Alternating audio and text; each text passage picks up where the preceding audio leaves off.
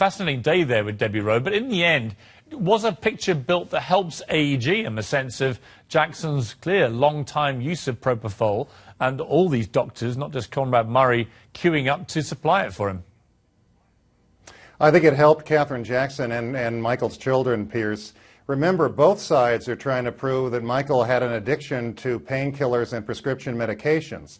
The plaintiffs, Katherine and Michael's kids, are trying to say that AEG knew of this because one of their executives was his tour manager twice during the 90s and actually hired an addiction specialist to help him after he became addicted following the Pepsi commercial.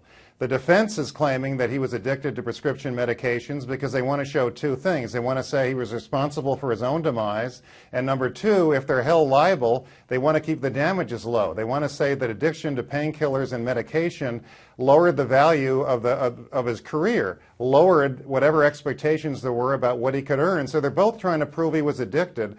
I think she helped Katherine and Michael's children. I think what she described is something that AEG, in my opinion, had to know about because of their constant involvement with Michael Jackson, particularly that executive who was his tour manager on 2 tours.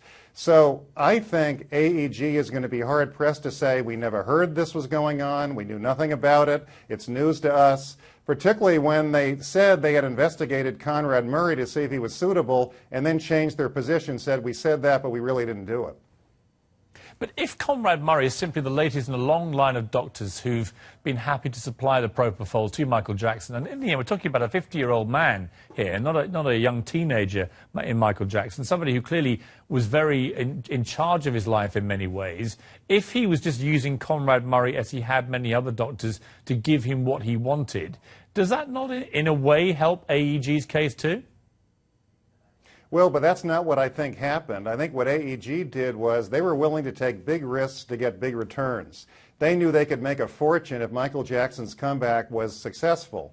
And what I think they mistakenly did, looking backward, is they agreed to take responsibility for Conrad Murray. They agreed to pay him $150,000 a month. They sent him an agreement to sign where they talked about the obligations they would have with respect to him. And they sent emails just reminding everyone who was paying Conrad Murray and suggesting that they were putting pressure on Conrad Murray to make him perform.